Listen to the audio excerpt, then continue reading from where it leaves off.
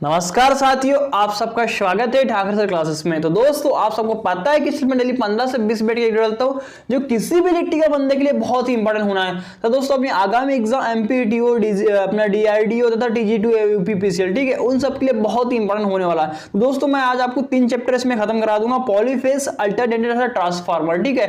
तथा इनसे रिलेटेड दोस्तों आप सबको पता है 10 से 12 क्वेश्चन आपको इसमें जो एग्जाम में उसमें देखने को मिलेंगे। हर बार एग्जाम में जो आए हुए रिपीटेड क्वेश्चन है वही क्वेश्चन मैं आपको कराऊंगा, और दोस्तों बहुत ही बेस्ट एमसीक्यू है जो हर बार एग्जाम में आते हैं। तो चलिए आज का सेशन स्टार्ट करते हैं। जैसे कि मेरे डेस्कटॉप पे आप देख पा रहे, पहला क्वेश्चन है मेरा आज का ऑनलाइन क्वेश्चन। अपना देखिए साथियों, 3 कला मोटर, जैसे कि आपको पता है 3 फेस मोटर एक समरूप टार्क उत्पन्न करती है। मतलब उसमें क्या होता है, एक टार्क उत्पन्न होता है ना, तथा जबकि एकल कला मोटर केवल स्पंदीय मतलब पल्सेटिंग आघूर्ण मतलब कि टार्क उत्पन्न करती है। जो 3 फेस मोटर होती है दोस्तों वो घूर्णी चुंबकीय क्षेत्र उत्पन्न करती है, जिसके कारण क्या होता है, जो 3 फेस मोटरें होती है ना सेल्फ स्टार्ट होती है, तथा जो अपनी सिंगल फेस मोटरें होती है वो क्या होता है दोस्तों, उसमें केवल पल्सेटिंग टाइप का टॉर्क उत्पन्न होता है, जिस कारण वह क्या होता है, सेल्फ स्टार्ट नहीं होती। कौन सी मोटर है, सिंगल फेस मोटर है, क्या होता है दोस्तों, सेल्फ स्टार्ट नहीं होती, मतलब कि नॉट आ जाएगा, ठीक है।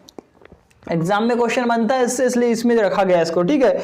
Single phase motor self start नहीं होती, जिस कारण उसमें क्या होता है दोस्तों, हमको कैपेसिटर लगाना पड़ता है, जो क्या करता है सिंगल फेस को 2 फेस में स्लिप कर देता है, जिससे क्या होता है घूर्णी चुंबकीय क्षेत्र उत्पन्न हो जाता है, और जो अपना सीलिंग फैन हो गया, टेबल फैन हो गया, ये सब स्टार्ट हो जाते हैं। तो जो अपना 3 फेस मोटर होती है दोस्तों वो क्या होता है, उनका टॉर्क को भी अच्छा होता है तथा वह सेल्फ स्टार्ट होती है, ठीक है।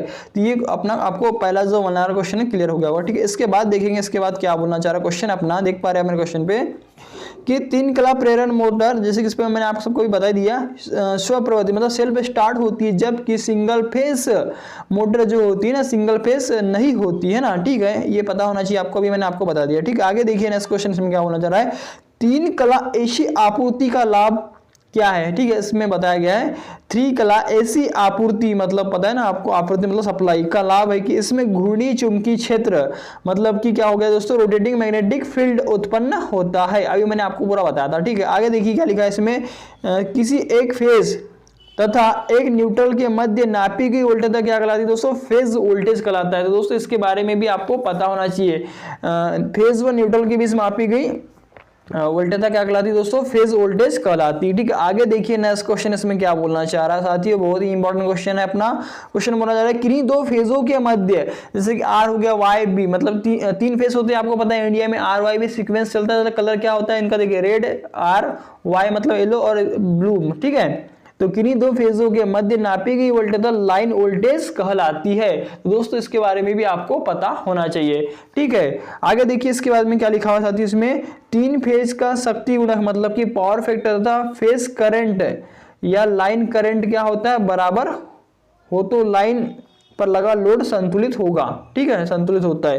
3 फेज का पावर फैक्टर, शक्ति गुणक तथा फेज करंट या लाइन करंट बराबर हो तो लाइन पर लगा लोड क्या होगा साथियों, संतुलित होगा, ठीक है।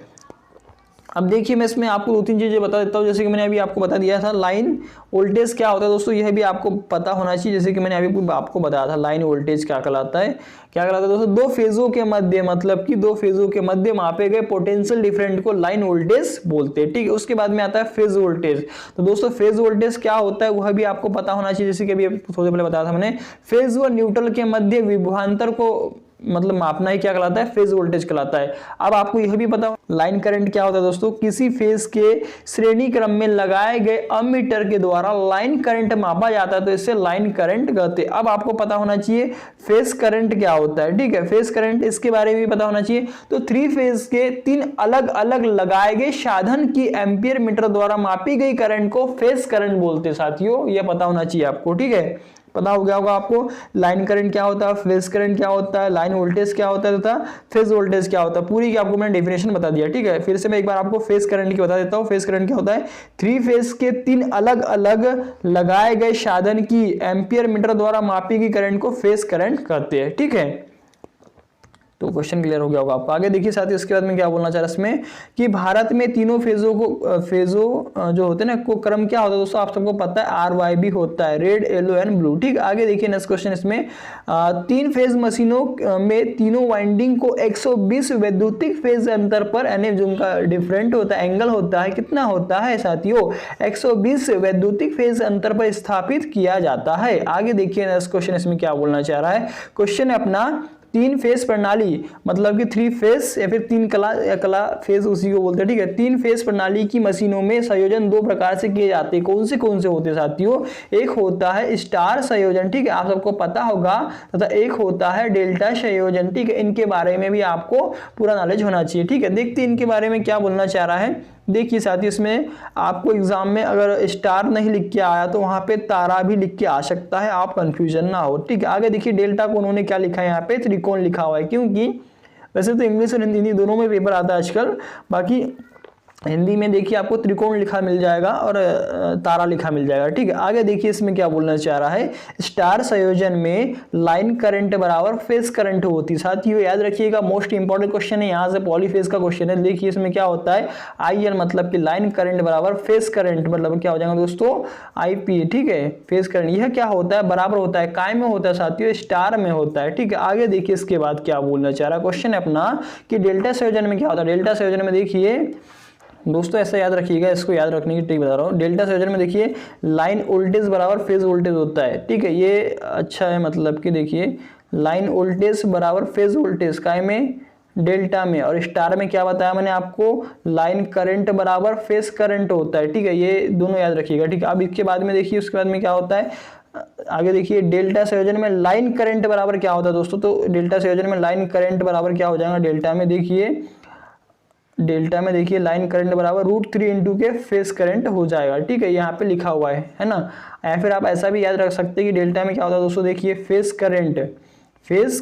ठीक है, फेज करंट बराबर क्या हो जाएगा दोस्तों, देखिए इसमें आ जाएगा IL, क्या हो जाएगा IL अपान के √3 हो जाएगा ना। ठीक है, ये जब फेज करंट को इधर करेंगे आप तो √3 नीचे हो जाएगा और जो अपना IL है वो ऊपर चल जाएगा। ठीक है, तो फेज करंट बराबर क्या हो जाएगा, लाइन करंट अपान के √3। ठीक है, ये ऐसा भी आप याद रख सकते हैं। ठीक है, आगे देखिए इसमें फिर क्या दिया हुआ है साथियों, उसके बाद में देखिए स्टार संयोजन में लाइन वोल्टेज क्या होता है, तो लाइन वोल्टेज बराबर क्या होता है दोस्तों, √3 इंटू के फेज वोल्टेज होता है। यहाँ पे लिखा ये है ना, ये वोल्टेज को प्रेजेंट कर रहा है यहाँ पे। ठीक है, और डेल्टा में बता दिया, डेल्टा संयोजन में लाइन वोल्टेज बराबर फेज वोल्टेज, और जो स्टार होता है उसमें क्या होता है, स्टार संयोजन में लाइन करंट बराबर फेज करंट।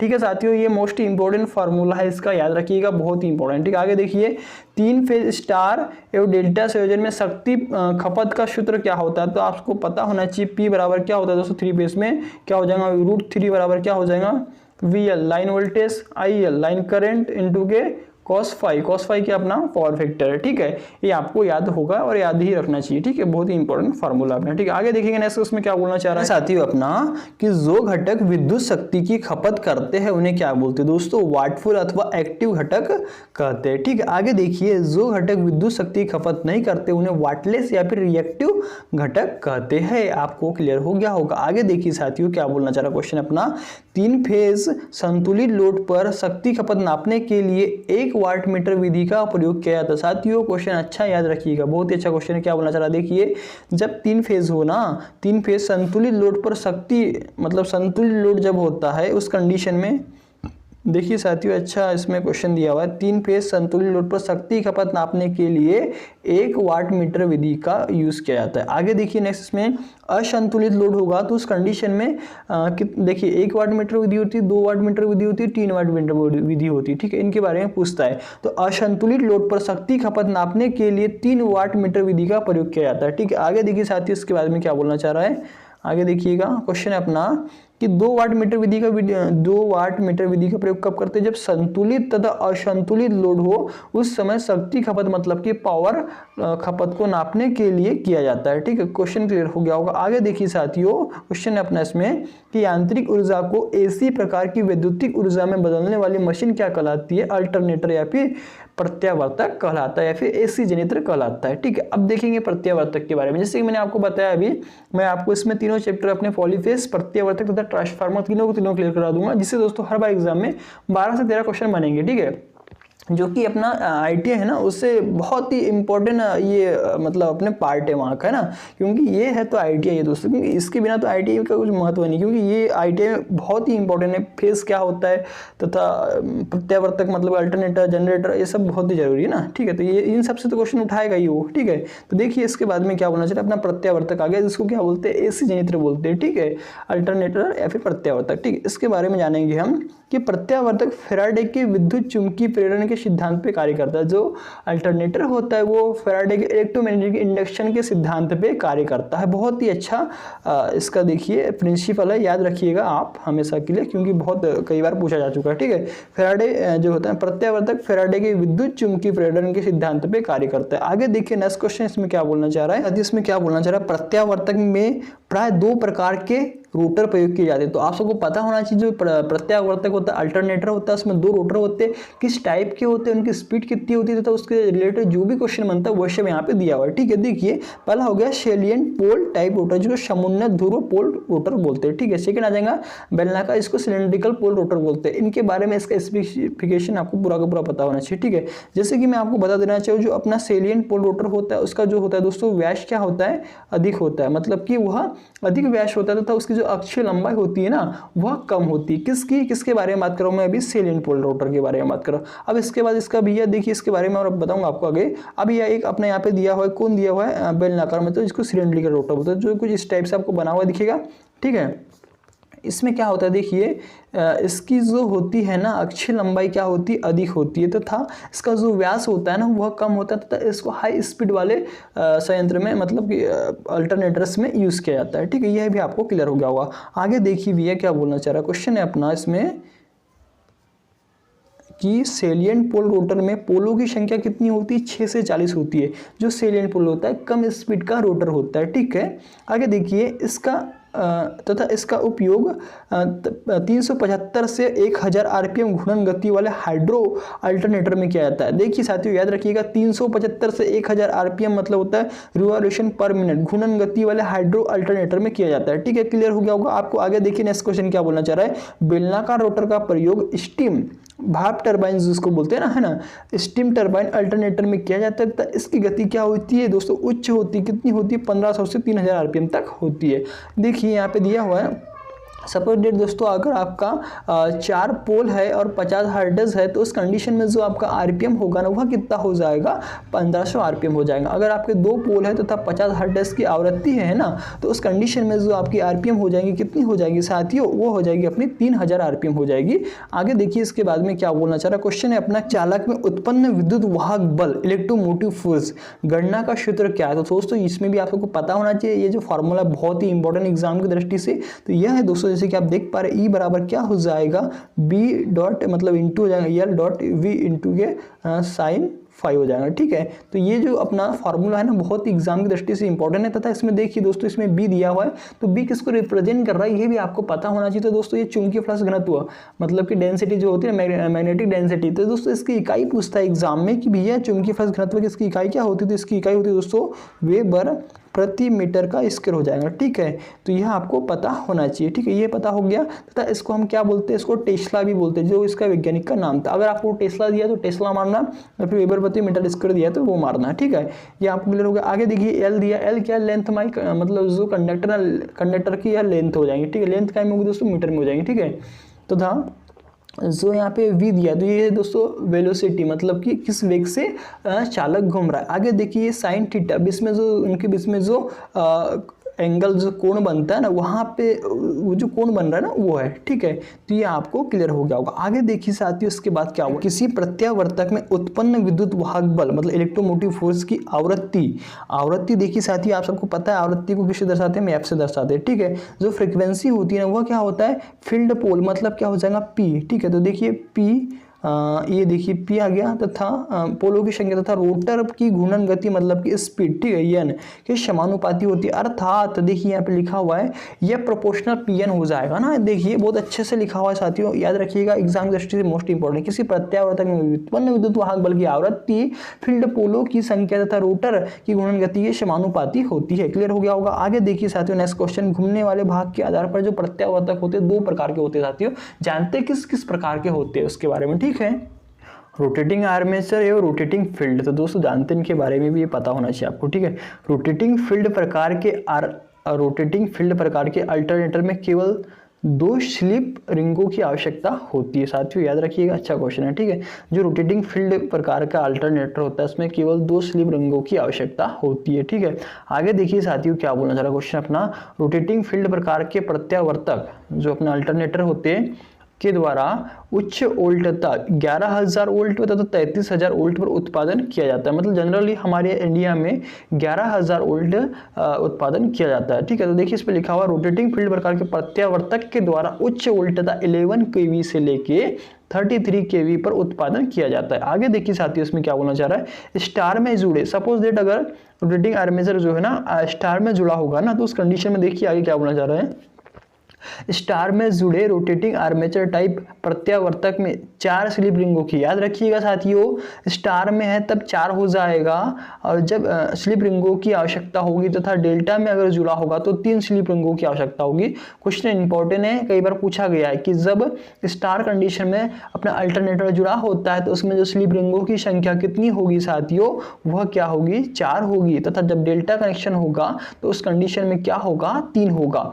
क्वेश्चन क्लियर हो गया होगा माय डियर। आगे देखिए क्या बोलना चाह रहा है क्वेश्चन है अपना, देख पा रहे हैं अपने डेस्कटॉप पे, प्रत्यावर्तक की आर्मेचर वाइंडिंग में प्रेरित विद्युत वाहक बल की प्रकृति क्या होती है, सदैव एसी होती है। मतलब जो आर्मेचर होता है उसमें पैदा होने वाला विद्युत वाहक बल कैसा होता है, एसी स्वभाव की होती है, ठीक है। क्लियर हो गया होगा। आगे देखिए नेक्स्ट क्वेश्चन क्या बोलना चाह रहा है साथियों, प्रत्यावर्तक की फील्ड को उत्तेजित करने के लिए शाफ्ट पर एक एक्साइटर स्थापित किया जाता है। एक्साइटर मतलब उत्तेजक, ठीक है, स्थापित किया जाता है, जो क्या कौन सा होता है साथियों, कई बार क्वेश्चन में आ चुका है, वह कौन सा होता है, वह एक छोटा डीसी शंट या फिर कंपाउंड जनित्र होता है। अगर आपको शंट दिया है तो शंट जनित्र दिया होगा तो उसका आप ऑप्शन लगा सकते हैं उसमें ना, अगर नहीं दिया है तो फिर आप कंपाउंड जनित्र लगा सकते हैं, फिर दोनों दिया शंट या कंपाउंड तो वही आपका ऑप्शन सही हो जाएगा, ठीक। आगे देखिए नेक्स्ट क्वेश्चन इसमें क्या बोलना चाह रहा है, प्रत्यावर्तक की विद्युत वाहक बल जो समीकरण होता है साथियों वह कौन सा होता है, उसके हिसाब से देखिए ई बराबर क्या हो जाएगा, इसमें आ जाएगा 4.44।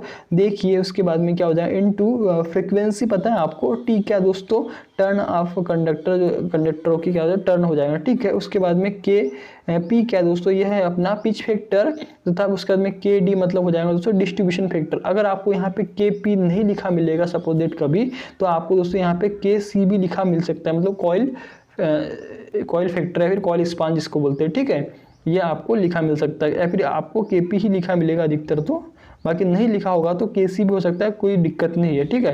तो देखिए 4.44 फ्रीक्वेंसी, टर्न आ जाएगा के अपना आ जाएगा केपी अपना पिच फैक्टर, और केडी मतलब हो जाएगा दोस्तों अपना डिस्ट्रीब्यूशन फैक्टर, ठीक है। यह समीकरण होता है, ये क्या मतलब दोस्तों, वोल्ट प्रति फेस में, क्योंकि 3 फेस होते हैं ना अपने, ठीक है, आपको पता होगा। आगे देखिए साथियों इसके बाद में क्या बोलना चाह रहा है क्वेश्चन है अपना, कि प्रत्यावर्तक की क्षमता का निर्धारण केवीए के स्थान पर एमवीए में किया जाता है। सपोज आपको दोस्तों वहाँ ओनली केवीए ही दिया है तो आपको केवीए मतलब किलो वोल्ट एम्पियर ही लगाना, अगर एमवीए दिया है तो आपको एमवीए मतलब कि मेगा वोल्ट एम्पियर, क्योंकि दो केवी जो होता है ना 10 पर कितना हो जाएगा, 3 की घात है ना 1 के, ठीक है 1 के, और आपको जो मेगा दिया है ना इस पर क्या हो जाएगा 10 पर 6 की घात, ठीक है, ये हो जाएगा मेगा, है ना मेगा, ठीक है, ये आपको पता होगा। आगे देखिए नेक्स्ट क्वेश्चन इसमें क्या बोलना चाह रहा है, प्रत्यावर्तक की वोल्टेज रेगुलेशन क्या होती है। बहुत अच्छा क्वेश्चन है, इससे रिलेटेड क्वेश्चन भी बनता है न्यूमेरिकल वाला। क्या बोलना चाह रहा है देखिए, VNL मतलब होता है नो लोड माइनस की VFL मतलब होता है फुल लोड अपान के VFL मतलब की फुल लोड। देखिए नो लोड माइनस के फुल लोड अपान के फुल लोड इनटू के 100 यह होता है, और वो भी क्या में होता है दोस्तों, प्रतिशत में होता है। इसके बेस पे 1-2 क्वेश्चन हर बार एग्जाम में पूछा जाता है, याद रखिएगा, बहुत अच्छा क्वेश्चन, ठीक है। आगे देखिए नेक्स्ट क्वेश्चन क्या बोलना चाह रहा है, प्रत्यावर्तक पर लोड परिवर्तन से, मतलब कि सपोज अगर प्रत्यावर्तक में लोड परिवर्तन होने से उसकी जो स्पीड होती है ना मतलब कम ज़्यादा होती है ना, तो उससे क्या होता है, रोटर क्या होता है, कंपन होता है ना, तो जिसको क्या बोलते हैं, हंटिंग डोज बोलते हैं। एग्जाम में आता है, बहुत अच्छा क्वेश्चन दोस्तों, प्रत्यावर्तक में लोड परिवर्तन से उसका रोटर कंपन करता है ना, ठीक है, तो उसको क्या बोलते हैं, हंटिंग डोज बोलते हैं। तो इस दोष को निवारण के लिए क्या करते हैं हम, प्रत्यावर्तक में हंटिंग डोज को दूर करने के लिए डेम्पर वाइंडिंग स्थापित की जाती है। यह भी आपको पता होना चाहिए, बहुत ही इंपॉर्टेंट क्वेश्चन है। आगे देखिए नेक्स्ट क्वेश्चन क्या बोलना चाह रहा है, दो या दो से अधिक प्रत्यावर्तक को समांतर क्रम में पूर्ण समन्वय के साथ जोड़कर चलाना सिंक्रोनाइजिंग कहलाता है, जिसको तुल्य कालन बोलते हैं। फिर सिंक्रोनाइजिंग है ना, सिंक्रोनाइजिंग लिखा हुआ है यहाँ पे, ठीक है, याद रखिएगा। अच्छा क्वेश्चन, जब दो या दो से अधिक प्रत्यावर्तक को समांतर क्रम में चलाएंगे तो ठीक है। देखिए आगे, सिंक्रोनाइजिंग करने की मुख्यतः 3 विधियां होती है। कौन सी होती है, उनकी जो शर्तें होती है ना वो कौन सी होती है।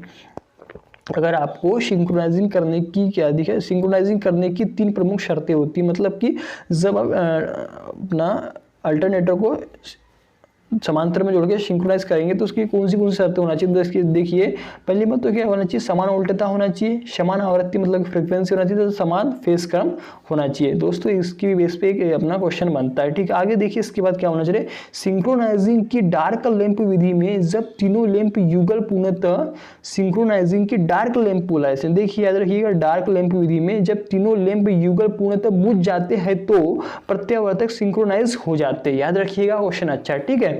और आगे देखिए ब्राइट लैंप विधि में क्या होता है, तीनों लैंप युगल पूर्णतः प्रकाश के साथ प्रकाशित हो जाते हैं तो प्रत्यावर्तक सिंक्रोनाइज हो जाते हैं। तो दोस्तों अपना जो प्रत्यावर्तक चैप्टर है उससे भी आप सबको पता है 2 से 3 या 4 क्वेश्चन तो हर बार बनते हैं, 3 क्वेश्चन तो पक्का बनती है ना। तो ये आपके 4 या 3 क्वेश्चन जो भी आएंगे यहाँ से क्लियर हो जाएंगे, ठीक। आगे देखते हैं जो अपना मोस्ट इंपॉर्टेंट ट्रांसफार्मर है, मशीन का पार्ट है दोस्तों, बहुत ही अच्छा है। और इससे रिलेटेड आपके लिए मैंने इसमें जो ट्रांसफार्मर कैसा बनता है, उसमें अंदर में कैसी वाइंडिंग्स होती है तथा पूरा अंदर खोल के मतलब चेक कैसा होता है, ओपन सर्किट शॉर्ट सर्किट कैसे करते हैं तथा इसको पूरा चीज़ पूरे मतलब डिफाइन करके इसमें दोस्तों एक ट्रांसफार्मर का प्लेलिस्ट बना हुआ है, उसमें आप देखिएगा तो आपको ट्रांसफार्मर से रिलेटेड जो भी जानकारी चाहिए आपको उसमें मिल जाएगा, ठीक है। आगे देखिए इसके बारे में आप जानते भी है, ट्रांसफार्मर बहुत ही इंपॉर्टेंट अपना चैप्टर है आईटी वाले बंदों के लिए, ठीक है। जो अपने इलेक्ट्रिकल वाले बंदे हैं उनके लिए बहुत ही इंपॉर्टेंट और बहुत ही अच्छा रोल अदा करता है अपना इलेक्ट्रिकल में, ठीक है। क्वेश्चन है अपना कि ट्रांसफार्मर देखिए एक स्टैटिक डिवाइस है, मतलब कि स्थिर डिवाइस है, ठीक है। आप सबको पता होगा ये एक जगह रखा रहता है, इसमें कोई भी मूवेबल पार्ट नहीं होता, ठीक है। आगे देखिए इसके बाद क्या बोलना चाह रहा है, जो विद्युत ऊर्जा को क्या करता है दोस्तों, एक वाइंडिंग से दूसरी वाइंडिंग में बिना किसी संयोजन। देखिए पहली बात तो आपको यह पता होना चाहिए, अभी मैं बताऊंगा, जो ट्रांसफार्मर होता है सह-प्रेरण म्यूचुअल इंडक्शन के सिद्धांत पे कार्य करता है, जिसके अनुसार क्या होता है भैया, देख पा रहे होगे आप मेरे को डेस्कटॉप पे, जो ट्रांसफार्मर होता है ना इसमें देखिए पहली बात तो प्राइमरी वाइंडिंग होती है, ठीक है, प्राइमरी वाइंडिंग तथा एक होती है सेकेंडरी वाइंडिंग, ठीक है। तो हम इसको पता है 2 वाइंडिंग होती है इसमें, अपना जो ट्रांसफार्मर होता है इसमें क्या होता है, हम जब प्राइमरी वाइंडिंग में विद्युत संयोजन मतलब कि विद्युत इलेक्ट्रिक सप्लाई देते हैं तो सेकेंडरी वाइंडिंग में क्या होता है दोस्तों, यहाँ पे क्या होता है, इंडक्शन के कारण यहाँ पे मतलब सेकेंडरी वाइंडिंग में क्या होता है, विद्युत वाहक बल उत्पन्न हो जाता है। जबकि जो प्राइमरी वाइंडिंग होती है सेकेंडरी वाइंडिंग से कहीं तक भी इलेक्ट्रिकली कनेक्टेड नहीं होती, वो ओनली इंडक्शन के कारण, इंडक्शन मतलब कि फ्लक्स का छेदन होता है ना, उसके कारण वहाँ पे क्या होता है, सेकेंडरी वाइंडिंग विद्युत वाहक बल उत्पन्न हो जाता है ना। तो देखिए क्वेश्चन था अपना इसमें, ट्रांसफार्मर एक स्थैतिक डिवाइस है, स्थैतिक युक्ति जो विद्युत ऊर्जा, ठीक है, विद्युत पावर, ठीक है, विद्युत ऊर्जा को एक वाइंडिंग से दूसरे वाइंडिंग में देखिए दूसरे वाइंडिंग में बिना किसी संयोजन के स्थानांतरित करता है, ठीक है। आपको क्लियर हो गया होगा, है ना। आगे देखिए इसके बाद इसमें क्या बोलना चाह रहा है, परिणाम मित्र, इसको परिणाम मित्र बोलते हैं हिंदी में, ठीक है। ट्रांसफार्मर बोलते हैं इंग्लिश में, परिणाम मित्र हिंदी में बोलते हैं, और कई जगह आपको लिखा मिलेगा एक्समर भी लिखा मिलेगा, ठीक है, एक्समर MER, ठीक है, एक्समर भी लिखा मिलेगा, ठीक है। तो यह भी आप देखिएगा, आपको पता होना चाहिए एग्जाम की दृष्टि से, है ना। क्वेश्चन अपना कि परिणाम मित्र के दोनों कुंडलों के बीच कोई वैद्युतिक संबंध नहीं होता, जैसे कि आपको मैंने बताया यह इंसुलेटेड होती है ना। पहली बात तो कोर होती है, उसके बाद में क्या होता है LV वाइंडिंग होती है और उसके ऊपर में क्या होता है HV वाइंडिंग रखी जाती है। अगर आपको यह सब देखना है तो ट्रांसफार्मर की जो प्लेलिस्ट है पूरा का पूरा प्रैक्टिकल मैंने वहाँ पे आपको करा के दिखाया, जो मेरी टीम है दोस्तों पूरा का पूरा प्रैक्टिकल करती है, ठीक है।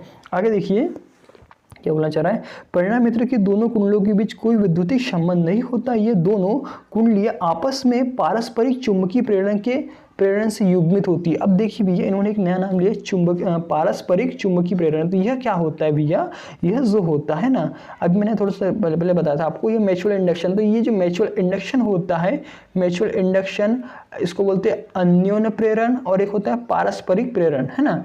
ये तीनों के तीनों एक ही चीज़ है, ठीक है। इसमें क्या होता है, जब प्राइमरी वाइंडिंग में हम सप्लाई देते हैं तो वह इंडक्शन के कारण सेकेंडरी वाइंडिंग में विद्युत वाहक उत्पन्न हो जाता है, ठीक है। आगे देखिए इसके बाद इसमें क्या दिया हुआ है, बहुत ही अच्छा क्वेश्चन है अपना कि एक ट्रांसफार्मर की दक्षता 90 से 98% तक होती है, ठीक है। आप सबको पता होगा, बहुत ही अच्छा, क्योंकि इसमें लॉसेस नहीं होते ना, क्योंकि इसमें कोई घर्षण होता है नहीं, ठीक है। इसलिए इसकी जो दक्षता होती है 90 से 98% होती है। आपको क्लियर हो गया होगा। अगर सपोज दैट आपको आइडियल कंडीशन में बोलता है कि एक आदर्श ट्रांसफार्मर है और उसकी दक्षता कितनी होती है और वहाँ पे 100 ऑप्शन दिया हुआ है, तो वह आपको यह करना है, क्योंकि जो आइडियल ट्रांसफार्मर मतलब कि वहाँ पे जो लॉसेस होंगे वो क्या होंगे, नगण्य होंगे, ठीक है। क्वेश्चन क्लियर हो गया होगा आपको ये भी। आगे देखिए साथियों, इसके बाद क्या बोलना चाह रहा है, ट्रांसफार्मर म्यूचुअल इंडक्शन के सिद्धांत पे कार्य करता है, ठीक है।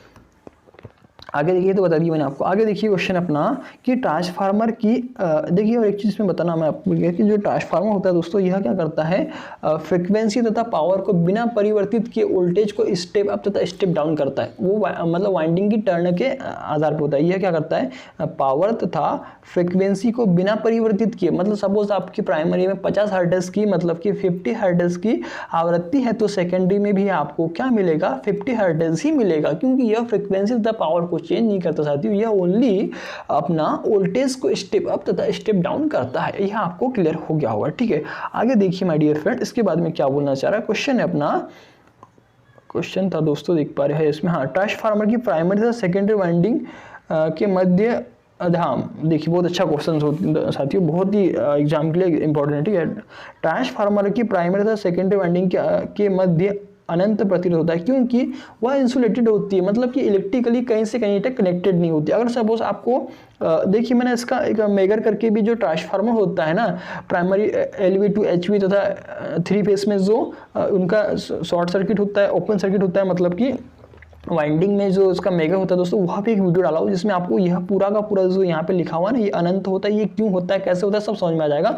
आप देखिएगा प्लेलिस्ट में जाके, बहुत अच्छे से बताया उसको, ठीक है। तो ट्रांसफार्मर की प्राइमरी वाइंडिंग तथा सेकेंडरी वाइंडिंग के मध्य जो प्रतिरोध होता है, वह रेजिस्टेंस क्या होता है, इन्फिनिटी होता है, क्योंकि प्राइमरी वाइंडिंग तथा सेकेंडरी वाइंडिंग का किसी से कहीं तक भी संबंध नहीं होता, मतलब इलेक्ट्रिकली कहीं से कहीं तक कनेक्टेड नहीं होती। तो जब कनेक्टेड ही नहीं होगी तो उनके बीच का जो प्रतिरोध है ना, स्वाभाविक सी बात है, वो क्या होगा, इन्फिनिटी ही होगा ना। आगे देखिए नेक्स्ट क्वेश्चन, इसमें क्या बोलना चाह रहा है, ट्रांसफार्मर कोर में जो अपना ट्रांसफार्मर की कोर देखा होगा, जो काय की बनती है साथियों, CRGO, जिसको क्या बोलते हैं, देखिए सिलिकॉन स्टील बोलते हैं। आप सबको पता होगा ट्रांसफार्मर की कोर काय की बनी होती है, सिलिकॉन स्टील। अगर यह सपोज आपको नहीं दिया है तो यहाँ पे आपको लिखा मिल सकता है CRGO। यह होता है cold rolled grain oriented steel होता है, या फिर आपको लिखा मिल जाएगा सिलिकॉन स्टील, ठीक है। तो ये सिलिकॉन स्टील क्या होता है, उसमें मिलाया जाता है, किसमें, लोहे की कोर में, ठीक है। देखिए सिलिकॉन स्टील 97% इसमें, जैसे कि आप देख पा रहे साथियों, 90 क्वेश्चन अपना देख पा रहे आप, 97% लोहा एलाई से बनाया जाता है, ठीक है। ये पता होगा आपको।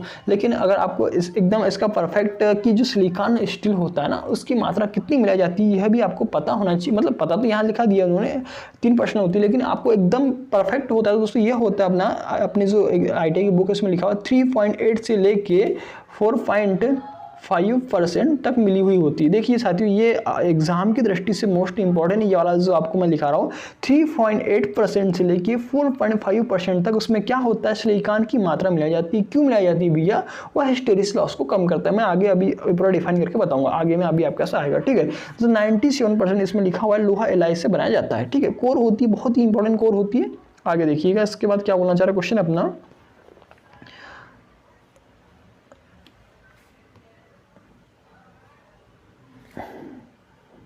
देखिए इसमें बोलना चाह रहा है हिस्टेरिसिस क्षति को कम करने के लिए, जैसे कि मैंने आपको बोला था अभी, सिलिकॉन क्यों मिलाती है, हिस्टेरिसिस क्षति को कम करने के लिए लोहे में सिलिकॉन की मात्रा मिलाई जाती है, ठीक है। अब उसके बाद क्या होता है, और एक लॉस होता है जिसको बोलते हैं एडी करंट लॉस, जिसको भंवर द्वारा हानि बोलते हैं, ठीक है।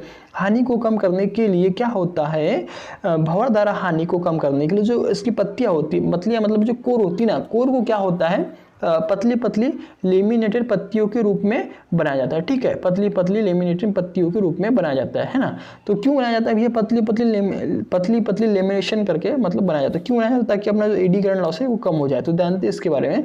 तो भंवर धारा हानि को कम करने के लिए पत्तियों को लेमिनेटेड किया जाता है तथा इनको पतली पतली पत्तियों के रूप में बनाया जाता है, ठीक है।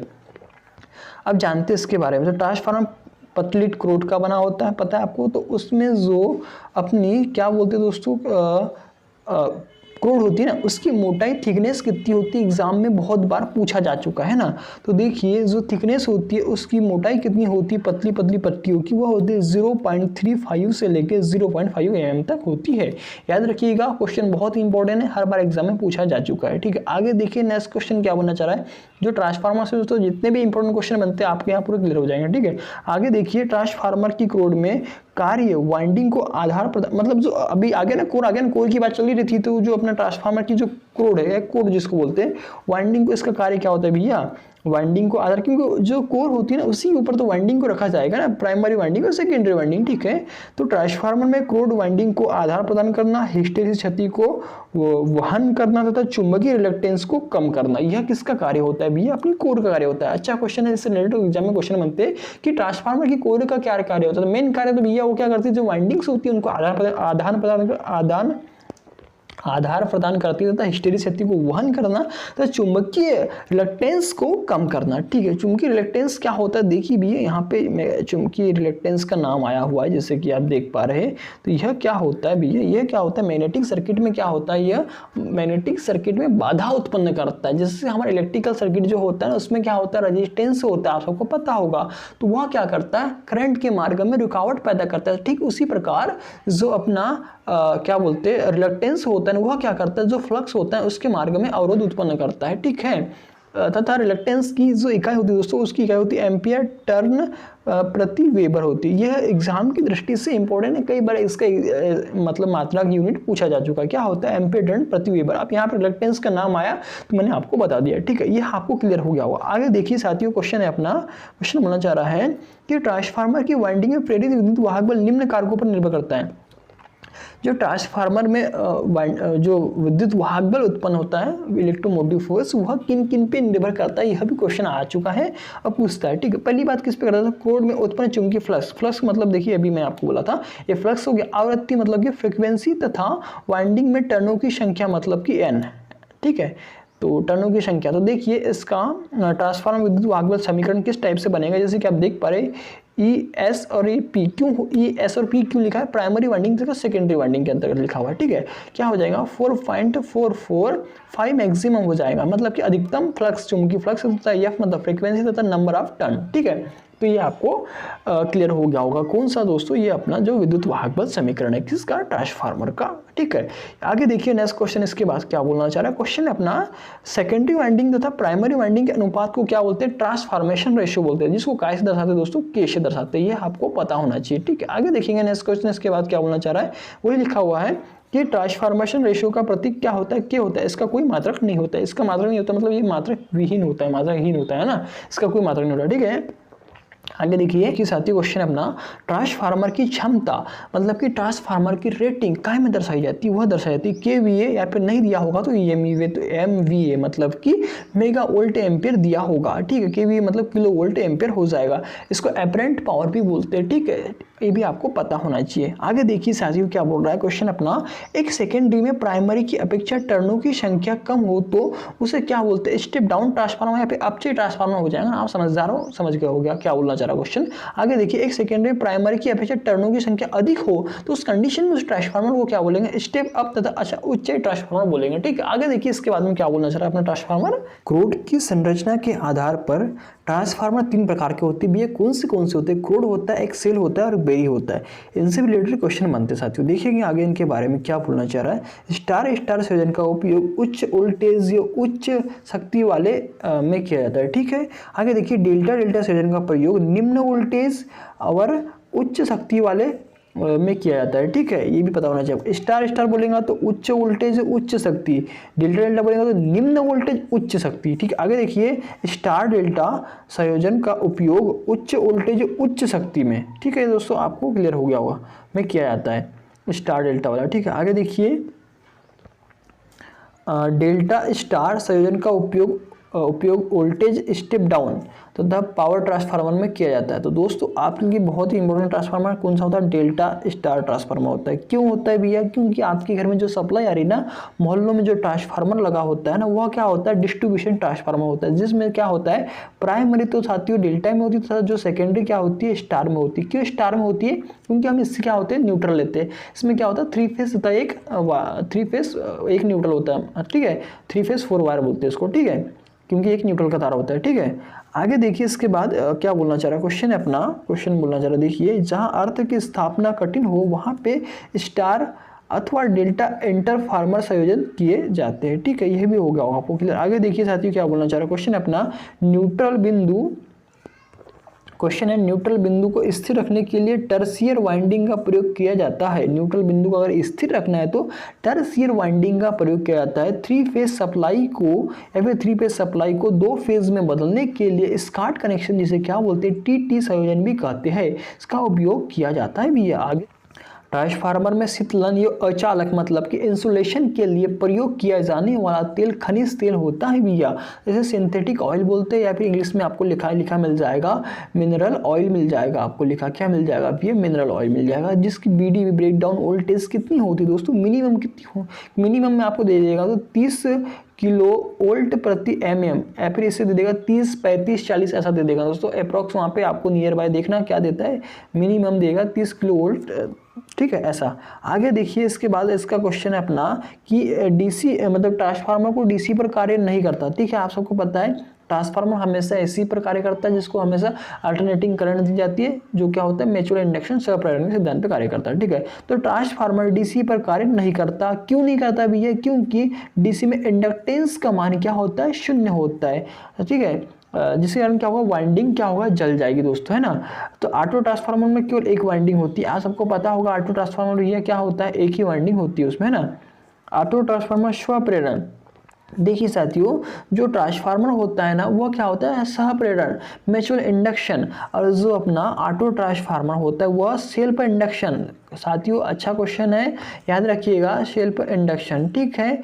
जो ऑटो ट्रांसफार्मर होता है सेल्फ इंडक्शन, बार बार इसलिए बोल रहा हूँ मैं क्योंकि ये क्वेश्चन एग्जाम में बहुत बार रिपीट हुआ है कि जो ऑटो ट्रांसफार्मर होता है वह सह प्रेरण पे काम नहीं करता, सेल्फ प्रेरण पे देखिए स्व लिखा हुआ है, ठीक है, ये भी आपको क्लियर हो गया होगा। आगे देखिए नेक्स्ट क्वेश्चन, यदि ऑटो ट्रांसफार्मर की वाइंडिंग में से विभिन्न वोल्टेज मान की टेपिंग निकाल दी जाए तो वह वेरिएक्ट कहलाएगा, है ना, ठीक है। आगे देखिए इसके बाद क्या बोलना चाह रहा है क्वेश्चन अपना, मापी यंत्र जो होता है इंस्ट्रूमेंट ट्रांसफार्मर होते हैं वह कितने प्रकार के होते हैं, तो वह होते हैं 2 प्रकार के, जिसको बोलते हैं करंट ट्रांसफार्मर, जिसको शॉर्ट फॉर्म में हम सीटी बोलते हैं, ठीक है। उसके बाद में आ जाएगा पीटी, जिसको बोलते हैं पोटेंशियल ट्रांसफार्मर। जानते हैं इसके बारे में क्या होता है, ये इसके बारे में दोस्तों भी आएगा नीचे तब बताऊंगा आपको, ठीक है। देखिए इसमें क्या लिखा हुआ है, कंजर्वेटर का कार्य क्या होता है, कंजर्वेटर का कार्य मुख्य टैंक में तेल के स्तर को बनाए रखना होता है, ठीक है, ठीक है, ये समझ गए होगा। ब्रीदर क्या होता है दोस्तों, ब्रीदर श्वासक का कार्य मतलब ट्रांसफार्मर के भीतर वायु की नमी को प्रवेश करने से रोकना। साथियों ये जो क्वेश्चन है भैया ब्रीदर वाला, ये ऐसा मतलब बहुत कम एग्जाम होगी जिसमें नहीं आया होगा, क्योंकि ये हर एग्जाम में आपको देखने मिल जाएगा कि ब्रीदर के अंदर क्या वाला होता है, सिलिका जेल भरी होती है। जब वो स्वच्छ, अच्छी, ताज़ी और बहुत अच्छी कंडीशन में होती है, फ्रेश कंडीशन में होती है, तब उसका कलर क्या होता है भैया, नीला होता है, ठीक है। ये क्वेश्चन जो है बहुत बार, अब जब वो मतलब कि गीली हो जाती है, मतलब कि उसमें नमी आ जाती है, तब क्या होता है, वो हल्का गुलाबी हो जाता है। यह भी क्वेश्चन हजारों बार पूछ चुका है। तो देखिए ब्रीदर क्या बोलना चाह रहा है, ब्रीदर श्वासक, जिसको क्या बोलते हैं, श्वासक का कार्य ट्रांसफार्मर में भीतरी वायु की नमी को प्रवेश करने से रोकना होता है। दोस्तों अच्छे से याद रखिएगा। आगे देखिए नेक्स्ट क्वेश्चन, यह केवल शुष्क हवा को टैंक में, शुष्क मतलब कि ड्राई हवा को टैंक में जाने देता है, जिससे तेल की अचालकता बनी रहती है, मतलब कि उसके इंसुलेटिंग गुण बने हुए रहते हैं, जिसकी डाइलेक्ट्रिक स्ट्रेंथ बनी हुई रहती है, जिसकी ट्रांसफार्मर ऑयल की, जिसको मिनरल ऑयल या फिर सिंथेटिक ऑयल बोलते हैं। आगे देखिएगा भैया नेक्स्ट क्वेश्चन क्या बोलना चाह रहा है इसमें, चाह रही है ब्रेदर में वायु की नमी को सोखने के लिए सिलिका जेल का प्रयोग किया जाता है, मैंने अभी आपको बताया था, ठीक है। जिसमें आगे देखिए इसके बाद बकोज रिले क्या होता है, बकोज रिले को गेज दाब रिले भी कहा जाता है। अब भैया देखिए इन्होंने बकोज रिले का नाम लिया है जो कहाँ लगा होता है, मेन टैंक, ठीक है, तथा उसके बाद में आ जाएगा दोस्तों यहाँ पे देखिए, यहाँ पे मेन टैंक तथा यहाँ पे कंजर्वेटर टैंक होता है, ठीक है। मेन टैंक तथा कंजर्वेटर टैंक के मध्य लगने वाली युक्ति को बकोज रिले बोलते हैं, आपको पता होना चाहिए, ठीक है। तो देखिए बकोज रिले को गेज दाब, देखिए गेज दाब रिले भी बोलते, क्यों बोलते, क्योंकि यह गैस बनने से ही तो ऑपरेट होता है ना। जब भी अगर ट्रांसफार्मर में आंतरिक फॉल्ट मतलब कि वह जलने या फिर कुछ हो जाता है दोस्तों अंदर में, मतलब कि फॉल्ट आ जाता है, तो उस कंडीशन में क्या होता है, जो ऑयल होता है ना वो उबलने बढ़ जाता है ना, तो जिससे क्या होता है उसके जो फ्लूइड वाल्व होते हैं इसमें Hg मरकरी भरा होता है इसके वाल्व में, तो वो ऊपर उठने लगता है, तो जिससे क्या होता है वो ट्रांसफार्मर को सप्लाई से पृथक कर देता है। जानते हैं इसके बारे में, देखिए यहाँ पे लिखा हुआ है, बहुत अच्छा लिखा हुआ है कि बकोज रिले का कार्य ट्रांसफार्मर में आंतरिक दोष पैदा हो जाने पर अलार्म के द्वारा सूचना देना होता है, तथा दोष को दूर नहीं होने पर, अगर दोष दूर नहीं हुआ तो वह क्या करता है, ट्रांसफार्मर को सप्लाई से पृथक कर देता है, मतलब कि अलग कर देता है, ठीक है। आगे देखिए ट्रांसफार्मर बुशिंग पोर्सलिन चीनी मिट्टी की बनी होती है। जो ट्रांसफार्मर की बुशिंग्स होती है ना, आप जाइएगा एक बार, इसमें मेरा प्लेलिस्ट है ट्रांसफार्मर का, उसके बारे में बुशिंग क्या होती है, एलटी बुशिंग क्या होती है, एचटी बुशिंग क्या होती है, कहाँ लगी होती है, सब आपको उसमें आपको देखने को मिलेगा, ठीक है। आगे देखिए भी ये क्या बोलना चाह रहा है, ट्रांसफार्मर का सामान्य तापमान 45 डिग्री सेल्सियस तक होता है, ठीक है। आगे देखिए क्वेश्चन अपना, क्लिप ऑन टेस्टर अथवा टांग टेस्टर जिसको बोलते हैं, ठीक है, किसी परिपथ में बिना किसी बाधा डाले यह क्या कर सकता है, धारा जो होती है करंट को मेजर कर सकता है। आप सबने देखा होगा इसमें इसको दबाने का एक होता है, उसमें जब उसका मुंह खुलता है उसके बाद में उसको क्या करते हैं, वायर उसके अंदर आ जाता है, जिससे क्या होता है उसमें प्रवाहित होने वाली धारा जो होती है ना, देखा होगा आपने, ठीक है, कुछ इस टाइप से बना हुआ रहता है दोस्तों। ये यहाँ से धारा मतलब जो अपना क्या बोलते हैं वायर जब जाएगा तो इसकी यहाँ पे देखिए ये दबाने का रहता है, तो जिससे क्या हो जाएगा यह मतलब उसकी एम्पियर को नाप लेगा, ठीक है। ये आपको क्लियर हो गया होगा, ठीक है। आगे देखिए साथियों इसमें क्वेश्चन है अपना, क्या बोलना चाह रहा है, ट्रांसफार्मर की डाई इलेक्ट्रिक स्ट्रेन का मान कितना होता है दोस्तों, यह होता है अपना 30 किलो वोल्ट प्रति एमएम होता है। देखिए दोस्तों kV प्रति एमएम में आती है, ये डाई इलेक्ट्रिक स्ट्रेन को मापा जाता है इसमें, ठीक है, किलो वोल्ट प्रति एमएम में होता है, ठीक है।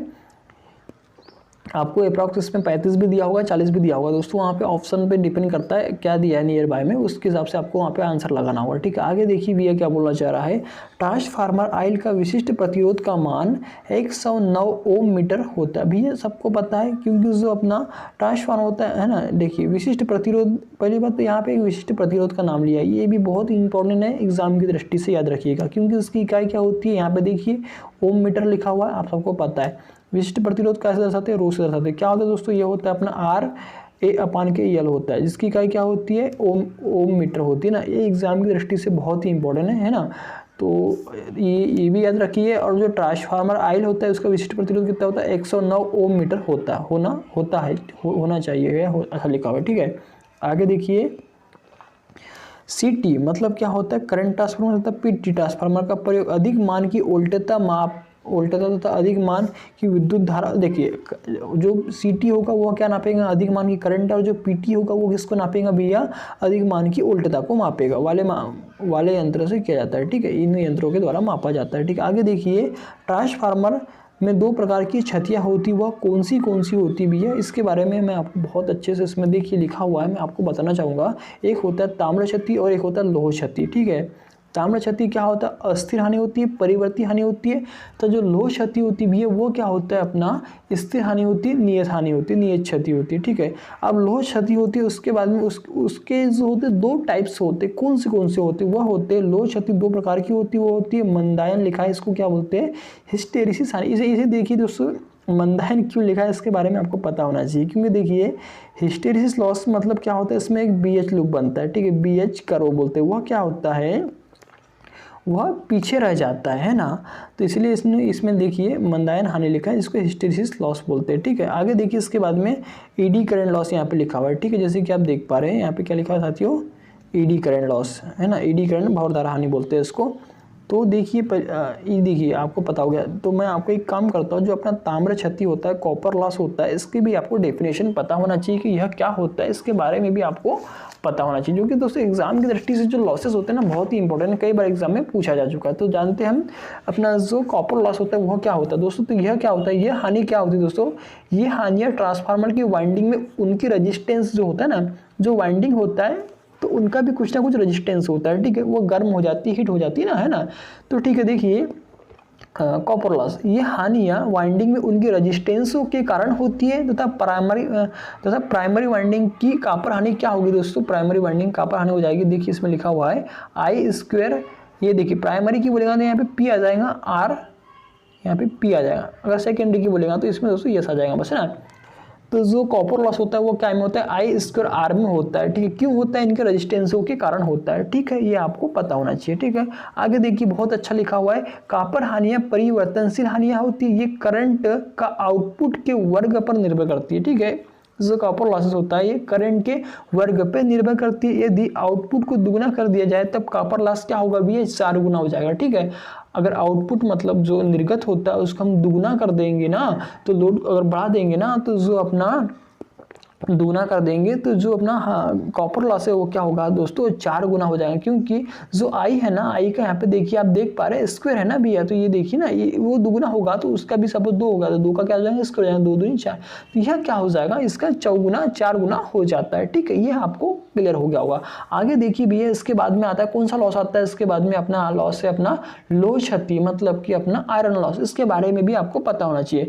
आयरन हानि में एडी करंट लॉस और हिस्टेरिसिस लॉस का होता है, मतलब जो आयरन लॉस होता है उसके अंतर्गत अपना मैंने बताया था आपको हिस्टेरिसिस लॉस होता है, एडी करंट लॉस आता है, ठीक है। तो यह क्या होता है, पहली बात हम ये जान लेते हैं जो आयरन लॉस होता है यह क्या होता है, ठीक है।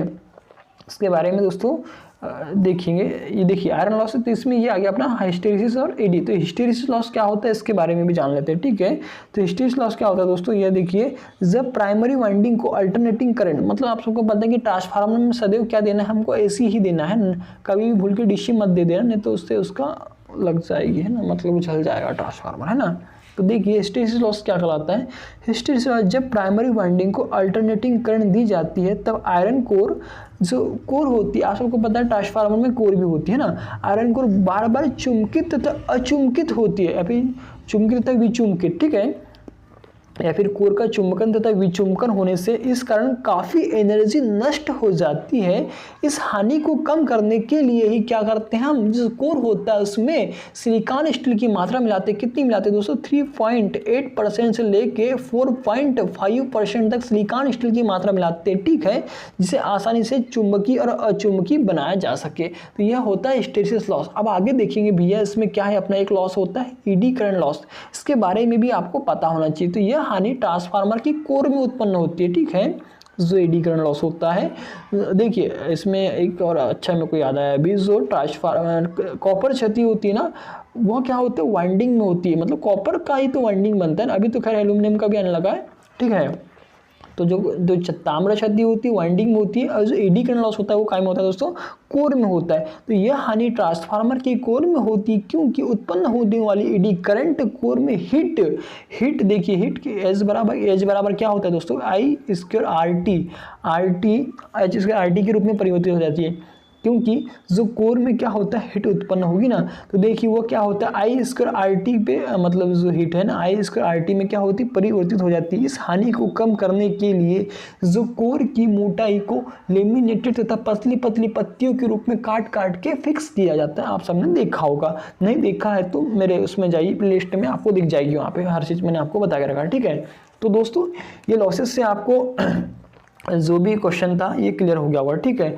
आगे देखिए इसके बाद क्या बोलना चाह रहा है, जिस वाइंडिंग को विद्युत स्रोत से संयोजित किया जाता है वह प्राइमरी वाइंडिंग होती है। सिंपल सी बात है साथियों, आप सबको तो पता ही है ना, तो लोड से संयोजित किया जाता है उसे सेकेंडरी वाइंडिंग कहते हैं, ठीक है। आगे देखिए भैया क्या बोलना चाह रहा है, लोह क्षति, ठीक है, अभी मैंने आपको बताया था इसके बारे में कौन सी होती है, ठीक है। अब इनका दोस्तों एक फार्मूला भी बनता है यहाँ पे, हिस्टेरिसिस लॉस होता है एडी करंट, उनके बारे में भी आपको याद रखना बहुत ही जरूरी है, क्योंकि हर बार मतलब पूछता है कि जो हिस्टेरिसिस लॉस होता है उसका फार्मूला क्या है, एडी करंट लॉस उसका फार्मूला क्या है। तो प्रत्येक लोड पर समान नियत रहता है। देखिए क्वेश्चन पूछेगा आपको वह कौन सा लॉस है जो स्थिर रहता है, लोड पे भी स्थिर रहता है, तो वह है अपना लोड क्षति होती है। ठीक है, प्रत्येक लोड पे सामान्य नियत रहता है, इसे नो लोड क्षति भी कहते हैं। याद रखिएगा, बहुत इंपॉर्टेंट क्वेश्चन बन के आए यहाँ से ना। आगे देखिए ये कितने प्रकार का होता है, 2 प्रकार का होता है, हिस्टेरिसिस लॉस होता है, एडी करंट लॉस। कौन सा दिया है यहाँ पे। ठीक है, तो हिस्टेरिसिस लॉस का जो फॉर्मूला होता है ना वह क्या होता है देखिएगा भैया, बहुत इंपॉर्टेंट एग्जाम की दृष्टि से। इसमें WH आता है दोस्तों यहाँ पे। ठीक है, इफिशिएंसी का यहाँ पे सिंबल दिया हुआ है। ठीक है, इफिशिएंसी ईटा बोलते हैं इसको। बी मैक्सिमम हो जाएगा 1.6 इंटू फ्रिक्वेंसी इंटू के इसका वॉल्यूम, मतलब कि आयतन हो जाएगा। जैसे कि आप सबको पता है बी मैक्सिमम यहाँ पे देखिए चुंबकीय फ्लक्स घनत्व है यहाँ पे। ठीक है, ये काय में आ जाएगा दोस्तों, वेबर प्रति मीटर स्क्वायर में आ जाएगा। ठीक है, आगे देखिए फ्रीक्वेंसी काय में आ जाएंगे, फ्रीक्वेंसी हर्ट्ज में आ जाएगी ना। आगे देखिए वेग क्या हो जाएगा, क्यूब मीटर में आ जाएगा, तो मीटर क्यूब में आ जाएगा। ठीक है, वॉल्यूम जो होता है अपना आयतन जो होता है ना, ठीक है, मीटर क्यूब में आ जाएगा दोस्तों। ठीक है, ये 3 पे आ जाएगा। ठीक है, तो यह आपको क्लियर होगा। आगे देखिए साथियों इसके बाद अपना, और दोस्तों यह भी पता होना चाहिए ये क्या होते हैं, वाट में होता है, वाट में आएगा। जो लॉसेस होते हैं ना वाट में होते हैं। आगे देखिए एडी करंट हानि क्या होती है, इसमें भी देखिए बी मैक्सिमम हो जाएगा। बी मैक्सिमम मतलब कि बी का स्क्वायर हो जाएगा। इसमें देखिए इसमें बहुत अच्छा क्वेश्चन बनता है कि अगर हम फ्रीक्वेंसी को परिवर्तित करते तो हिस्टेरिसिस लॉस में अधिक परिवर्तन होगा या फिर एडी करंट लॉस में परिवर्तन होगा। तो भैया देखिए यहाँ पे देखिए, आप देख पा रहे हो स्पष्ट यहाँ पे बी फ्रीक्वेंसी का स्क्वायर है, तो जिसको परिवर्तित करने से क्या होगा, एडी करंट लॉस जो होता है उसमें अधिक परिवर्तन होगा ना। ठीक है, यहाँ से क्वेश्चन उठ के आता है दोस्तों, कई बार क्वेश्चन आया हुआ है।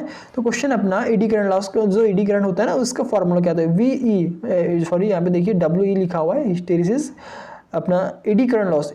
ठीक है, WE लिखा हुआ है। बी मैक्सिमम, बी का स्क्वायर हो जाएगा इसमें, बी स्क्वायर इंटू के एफ स्क्वायर मतलब फ्रीक्वेंसी इंटू के थिकनेस का स्क्वायर हो जाएगा। मतलब कि जो इसकी थिकनेस होती है ना टी, देखिए दोस्तों यहाँ पे थिकनेस है, यहाँ पे टाइम ना समझिएगा इसे, इसकी जो थिकनेस होती है ना देखिए, तो बी क्या है, चुंबकीय फ्लक्स घनत्व तो काय में आ जाएगा, वेबर प्रति मीटर स्क्वायर में आ जाएगा। सो दोस्तों मैं इसलिए बार बार बोल रहा हूँ ताकि आपको डबल से पढ़ना ना पड़े, आपको याद हो जाएगा। फ्रीक्वेंसी पता है आपको हर्ट्ज में हो जाएगी, और टी क्या है, थिकनेस है mm में हो जाएगी। ठीक है, ओके, आपको पूरा क्लियर हो जाएगा। और ये तीनों के तीनों काय में होते हैं दोस्तों, स्क्वायर में होता है, तो लॉसेस काय में होते हैं, वाट में होते हैं। साथियों आपको क्लियर हो गया होगा। आगे देखिए इसके बाद क्वेश्चन है अपना कि ताम्र हानि मतलब कॉपर लॉस को अस्थिर लॉस, जैसे कि मैंने बताया था आपको, जो कॉपर लॉस होता है वाइंडिंग में होता है, अस्थिर लॉस मतलब परिवर्ती लॉस होता है। ठीक है, परिवर्ती लॉस होता है। या फिर देखिए लिखा हुआ है ताम्र क्षति को अस्थिर क्षति भी कहते हैं। इसका मान लोड बढ़ने पे बढ़ता है। मैंने बोला था आपको, सामने में लिखा था, जब इसकी हानि को क्या बोलते हैं, आउटपुट को दुगना कर दिया जाए तब कॉपर हानि क्या होती है, चौगुनी हो जाती है। ठीक है, इसका मान लोड बढ़ने पर बढ़ता है। आगे देखिए भैया क्वेश्चन अपना कि ओपन सर्किट परिपथ, ओपन सर्किट क्या होता है, मैं आपको इनका पूरा डेफिनेशन सब बताऊंगा अभी। ठीक है, क्वेश्चन अपना देखिए, ओपन सर्किट परिपथ के द्वारा ट्रांसफार्मर की लोड रहित अवस्था मतलब कि नो लोड है ना, लोड रहित अवस्था में लोड क्षति का मान ज्ञात किया जाता है। ठीक है, आगे देखिए इसमें और क्या बोलना चाह रहा है, ओपन सर्किट परीक्षण में सेकेंडरी वाइंडिंग क्या होती है, खुला रहता है तथा प्राइमरी वाइंडिंग को उस पर अंकित वोल्टेज से संयोजित किया जाता है। ठीक है, मतलब कि इसको प्राइमरी वाइंडिंग को कम वोल्टेज दिया जाता है, जो सेकेंडरी वाइंडिंग जो होती है दोस्तों वह क्या होती है, ओपन रहती है। मैं आपको यहाँ पे इसका डायग्राम भी दिखा देता हूँ। ठीक है, तो देखिए भैया इसने पहला था अपना क्या था यहाँ पे ओपन सर्किट, तो ओपन सर्किट को हम पूरा का पूरा पहले क्लियर कर देते हैं। ओपन सर्किट परीक्षण, ओपन सर्किट परीक्षण के द्वारा ट्रांसफार्मर की लोड रहित अवस्था में लोड क्षति भी कहते हैं इसको। ठीक है, तो इसके बारे में जानते हैं कि जो ओपन सर्किट होता है वह क्या होता है। जैसे कि आप सबको पता होना चाहिए, ट्रांसफार्मर में 2 टाइप की हानियाँ होती है। कौन सी होती है, एक हो गया ओपन सर्किट और एक हो गया शॉर्ट सर्किट। ठीक है, तो अभी हम चलते ओपन सर्किट के ऊपर में। ठीक है, तो ओपन सर्किट हानि क्या होती है, इस टेस्ट का लक्ष्य ट्रांसफार्मर की आयरन हानि ज्ञात करना होता है। मतलब कि ओपन सर्किट टेस्ट करके हम ट्रांसफार्मर की आयरन हानि या फिर आयरन लॉस को चेक किया जा सकता है। क्योंकि आयरन हानियाँ